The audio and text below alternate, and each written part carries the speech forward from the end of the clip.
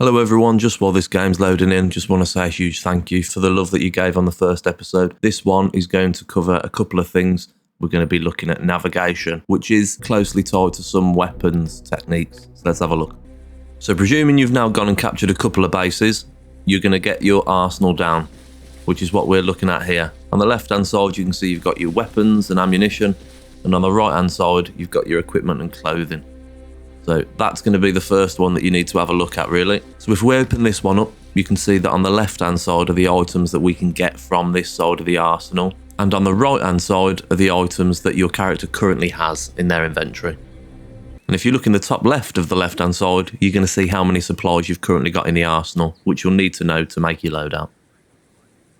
The reason we go to this one first is because you're going to need it for your backpack. You do not automatically spawn with a backpack. So if you have a scroll through these, you can see you've got the resupply pack, which does what it says on the tin. It's going to resupply you. This backpack, which is going to give you a radio out in the field, which can actually act as a spawn point for you. And a couple of them are going to be relative to how many supplies that you can carry. So they're either going to hold an actual use when you're out in the field, or it'll be beneficial to carry much more inventory going into the field. That's the one I like to use, so let's stick that on. If you look over onto the second page, you're going to see the webbing options. These are relatively straightforward if you just hover over them. So you've got a grenadier option, a machine gun option, your standard option, and each one will be more useful to you depending on how you like to play. If your plans to play dress up as well, this is a section where you can do it. If you're a sniper, for argument's sake, you can get rid of that helmet, stick on one with some camouflage netting on, and then you're good to go. There are a couple of ways to gather these items, but this is the place where you can also get your bandages, some more morphine, some tourniquets, some saline solution. So you can either drag and drop them, or there'll be a button on the bottom of the screen where you can see where you can requisition that item, and it's going to put it straight into your inventory. You can also go back and look.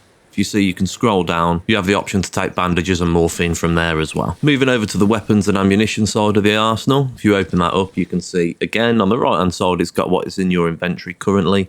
And on the left hand side, the items that you can get from this side of the arsenal. So ordinarily, you only start with your M16 in the vanilla mode, if you're on the US Army side, that is. A lot of this is going to now come down to personal preference. I just like customising the original M16, but you can get camouflage versions and rockets and snipers for secondaries. You can open up your current weapon selection to see what's on there, and you'll see the left hand side has changed. So you can see we've got our magazine attached, and there's also a flash hider on there as well. So you can get rid of that from this screen if you wanted to. It's also the same screen where you can find your LMGs. There's a couple to pick from down there. So again, whatever your preference is. Down here you can see your ammo selection. So you can hover over the weapon that you currently have in your inventory, and it's going to tell you the bullet size that you have. You can then have a look at which bullets you'd prefer for that specific gun. So on the left you're going to have ones that are full metal jacket. On the right is going to be just your tracers. And again, in the centre, you're going to have full metal jackets with tracers. Personally, I like to have both. I find it quite useful to be able to guide my team in when we're shooting at a specific target, because you can watch where the tracers are going. Obviously, that can have the adverse effect of giving them an idea where you're shooting from. So then it's personal choice or whatever gives you a tactical advantage. So on this screen, you can now start to look at customising your M16. Again, this is going to be personal preference. This scope on the left's probably a little bit too zoomed in for my liking, so we want to go over to the carry handle red dot. Again, you've got camouflage versions, and you can drag and drop those and put it straight on your weapon. Another option, which I'll show you, if you put the suppressor here, which I like to use, into your backpack, you can then inspect your weapon, and if you look across the weapon here, all the different parts that you can adjust will be available to you. You've got your magazine, the handle, the firing mode, and if we look up at the muzzle here, you can see we have the option to attach the suppressor. So you can take these on and off during battle if you really wanted or needed to. Nice and quiet. You're also going to see you've got your rocket launcher on there. Just remember that the rocket launcher is a one-use system. You have one bang, done. And the secondary I'm going to pick up from here is the sniper rifle. As we go into the navigation side of this video, there's a couple of things that I can show you. So let's get the sniper scope on there, and then we should be good to go. Much like you could with the bandages, there's also the option to take the current weapon selection's ammunition. So you can just scroll down and do that quickly. Do remember to save your loadout. So when you spawn back in, you're going to come back with those weapons.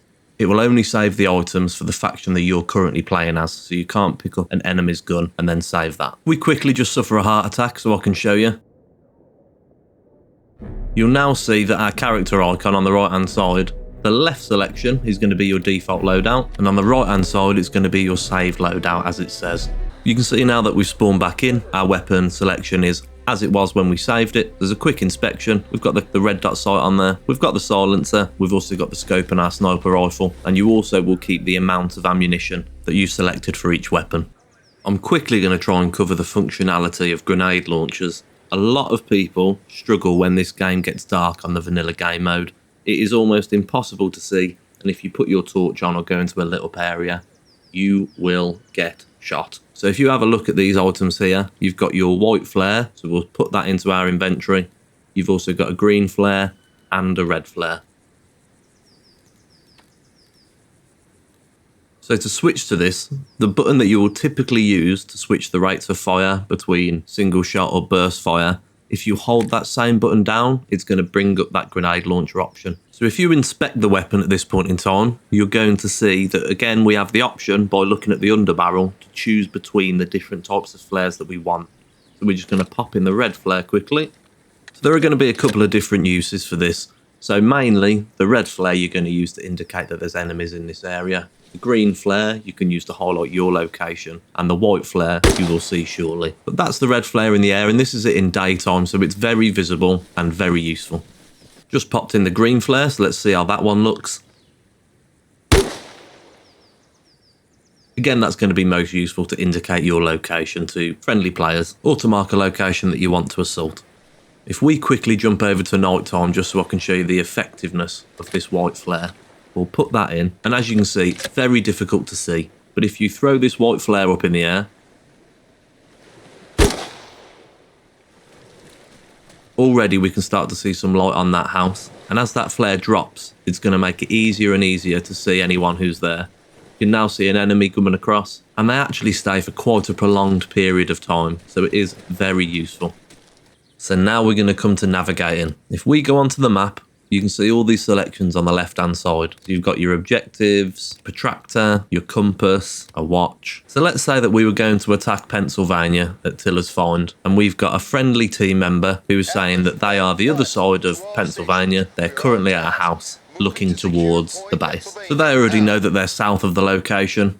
We know that we are roughly northwest of the location because we're spawning at the base. So the first thing we're going to have to do is figure out where we are. So typically in most games you're going to say, oh, I need to roughly go this way, and then I need to go down. Fortunately, this game gives you a lot of information that you can actually use. So if we're looking at this map grid here, you can see the numbers that go up the left hand side and the numbers that go across the bottom of the screen as well. These are called your eastings and your northings. So the first number that you need to look at is the one across the bottom. That's going to be your eastings, which means the numbers going up the left hand side are going to be your northings. So if we were looking at this barn specifically, just down from Pennsylvania, you would be looking at the numbers 038, 069. And we know, and it will be the same for everyone, that's going to be the box that the building's in. This is where things can get a bit more technical, but stick with me because it is really useful. So if we locate ourselves on this beach, we can look at the corner of that house and to the edge of where the rocks stick out into the water. So we know we're between these 2 points. So now what we want to do is go over to our pencil icon. So that is where we were looking, where the rocks stick out into the water. And if we draw a straight line from there to the barn, if you just keep going through it, just so you have a crossed intersection. You also want to have a look for another set of landmarks, and what this is going to do is enable you to triangulate your current position. So we can see we're a little bit back from that forest there, and we can look up to the edge of those rocks towards the lighthouse. So again, if we draw a line from there, and if we find our point, so we're not on the edge of the forest, we're just a little bit back, we can see that quite clearly outlined in the map. Now, if we zoom in, where those lines intersect is pretty much our exact location. So what we can do now is we can load a custom marker onto that. So you can see all the different selections that you've got. Nice little X marks the spot. We'll put a normal ping icon on there, as it's what most people are familiar with. We'll change the colour to the friendly colour of blue, and you can even overtype it as well. So everyone's going to be able to see that on the map, and they can see that Jono's marked that place up. You can now go back into the map and delete those pencil icons off. There's just a little red cross in the middle. The pencil icons are individual to you, so no one else can see those. Now, if we bring the protractor up and we put the center of the protractor over our marker, we can then use the inner scale, which are the degrees, as it says on the protractor, to see where we want to go. Just draw a line between those two as well, just to help you see it. So now we've done that, you can see that the line points directly towards 110 degrees. So if we go ahead and back out of the map and bring up our trusty compass, if you zoom in on that and rotate it round until you see the red part of the dial, that will face towards 110. We'll check it along the way, but I'm just going to speed it up and show you where we end up.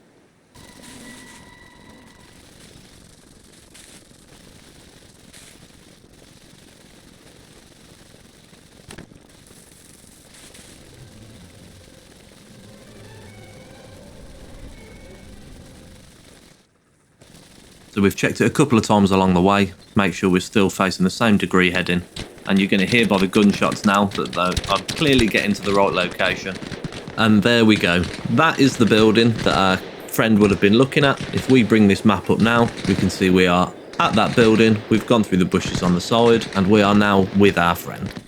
Now, if we go back to our original spawn point, there's some very useful things picked up in the navigation section, which can help you snipe, which is why I've linked the weapons and navigation sections together. So we are sat on where those rocks jut out into the water, and let's have a look at the lighthouse up there. So if you rotate the protractor round, and if you put the one line where you are sat, these lines that go from 10 to 0 or 0 to 10, each small line is 10 meters. So each hole is 100 meters. So if we draw a line between the two, that's just going to help us make sure it's level. If we make sure it's level, it's going to be a much more accurate reading. So going from this point here till it reaches the 0, that's going to be 1,000 meters. So if we judge that, move that up, so we're looking roughly 1,200 meters to the lighthouse itself. So if you look through your own controller layout or keybinds, you're going to be able to see the zeroing option. It's page up and down by default on PC. So you can see on the right hand corner that's gone from 300 to 900 meters. You also have a zoom in and out function, and we're going up to 9 times on this scope. So that means with these current zeroing settings, at 900 meters, it would be a straight shot. So if we're aiming up here, knowing that it's at 1200 meters, we're probably going to hit that white section there. So if we aim for the top red section, there we go. It's hit the white section in the middle. So we can do it again for some consistency. Look down. Bang. Right in the middle of the white section. So there you go. An introduction into navigating around the map and how using the navigation tools can also help you snipe.